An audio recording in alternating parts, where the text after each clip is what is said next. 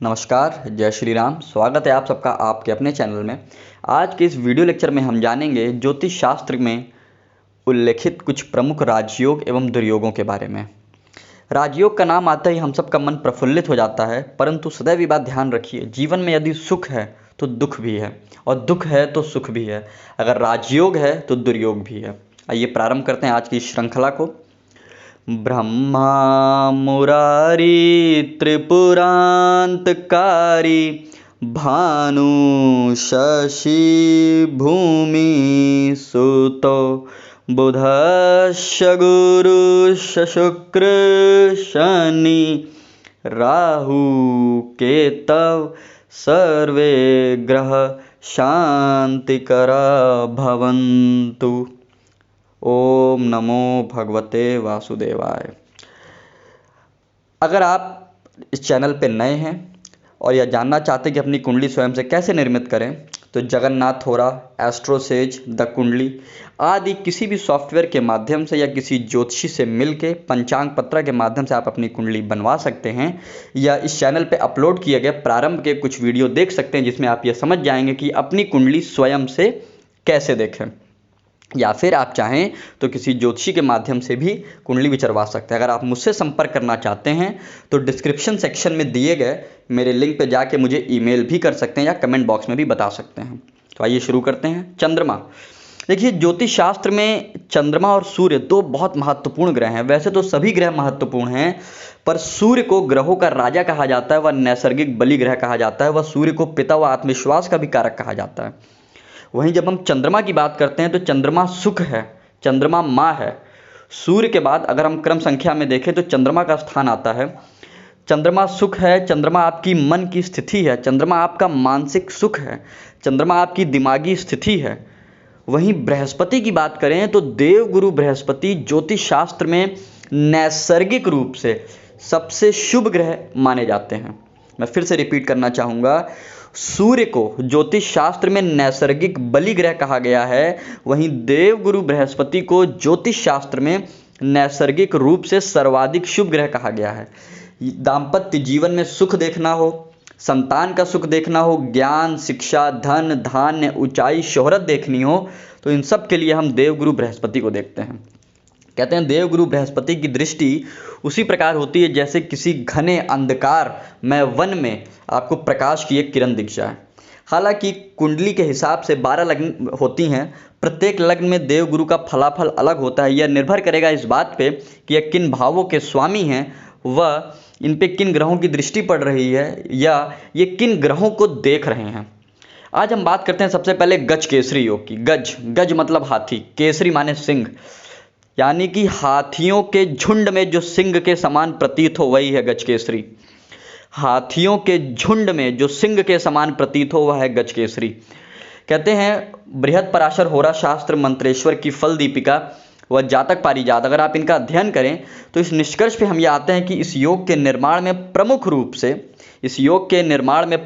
से देवगुरु बृहस्पति व चंद्र का योगदान है। कहते हैं ज्योतिष शास्त्र में केंद्र के भाव यानी कि 1, 4, 7, 10 यानी कि पहला भाव, चौथा भाव, सातवां भाव व 10वां भाव, इन भावों में देवगुरु बृहस्पति और चंद्रमा की युति हो जाए, यानी कि दोनों साथ बैठ जाएं या परस्पर दोनों केंद्र में बैठ के एक दूसरे को देख लें। ऑब्वियस सी बात है, अगर केंद्र में बैठेंगे एक दूसरे को देखेंगे यानी कि आमने सामने के भाव, तो यानी कि केंद्र में देवगुरु बृहस्पति व चंद्रमा की, जैसे आपके सामने जो कुंडली है, इस कुंडली में आप देख सकते हैं 10वें भाव में गुरु चंद्र की युति है, तो यह बना गज केसरी योग।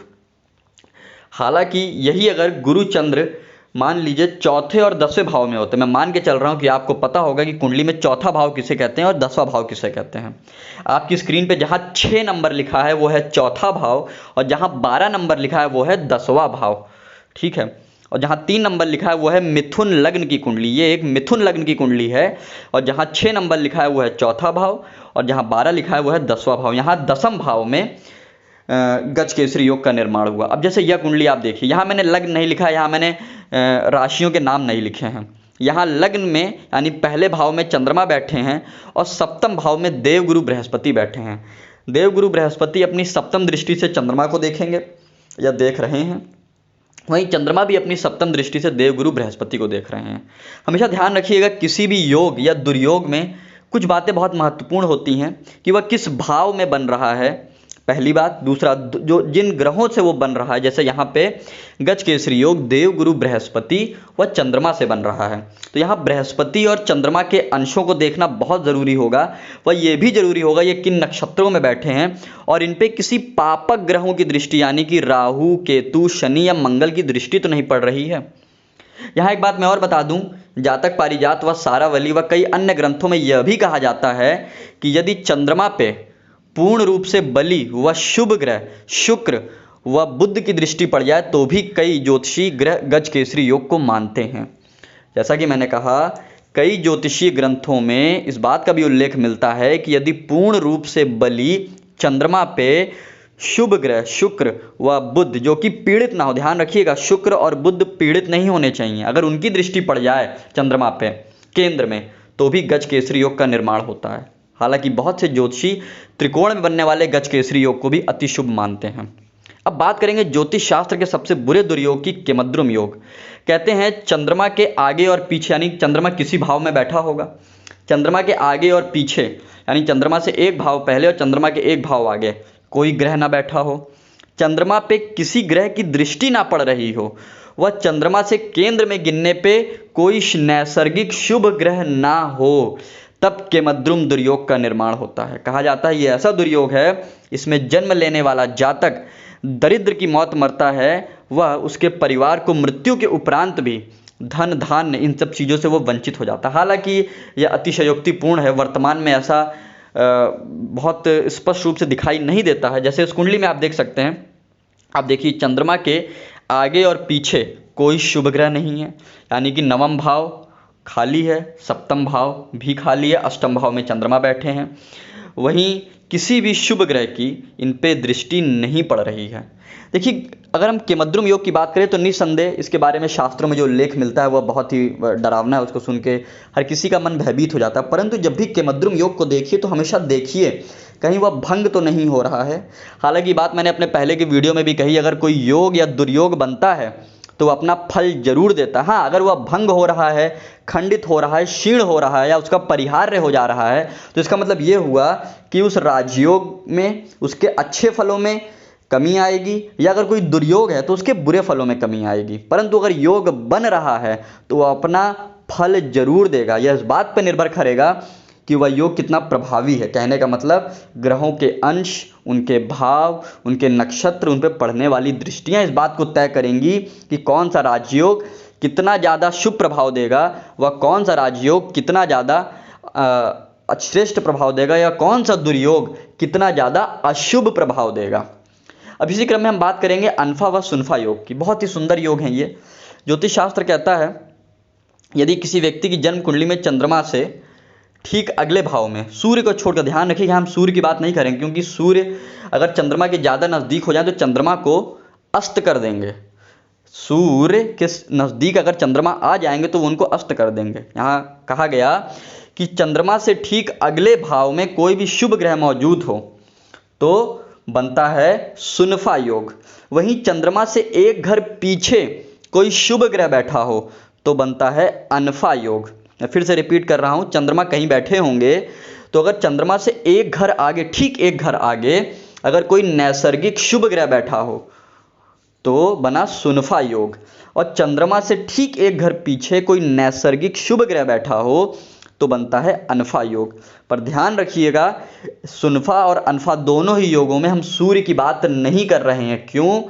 यदि सूर्य और चंद्रमा इनकी डिग्री आपस में कम हो गई तो यहाँ ऐसी स्थिति में होगा क्या कि चंद्रमा अस्त हो जाएंगे, और आप सभी जानते हैं अस्त ग्रह अपना श्रेष्ठ प्रभाव सामान्यता नहीं दे पाते कुछ अपवाद के अतिरिक्त।